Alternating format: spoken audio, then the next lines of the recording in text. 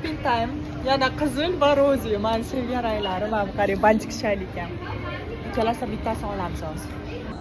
New Yorkerdaman. Meni taniydiganlar biladi, rozi rangni, qizil rang yaxshi ko'raman. Ikkalasidan ham kiyganman. 2-3 marotaba kiyib ko'rganman bunaqa ranglardan. Lekin yana bilmadim, nimagadir yoqayapti mana shu qizil rang. Qarang, qaysini olamiz? Nima deb o'ylaysiz? Bunimi yoki buni?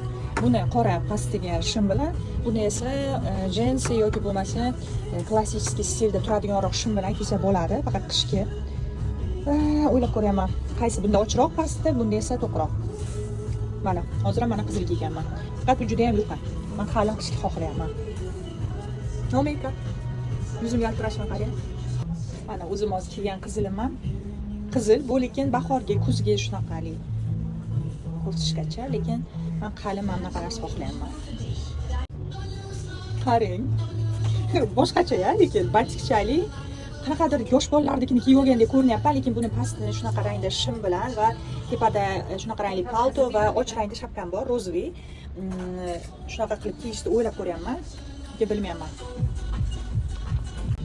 Juda ham oversize turar ekan, XS razmer bo'lmasa. Qarang, qizil bab ochadi odamni. Lekin qanaqa mana yillari, ko'rinishi. A few moments later. Chiqib ketyapman, olmadim.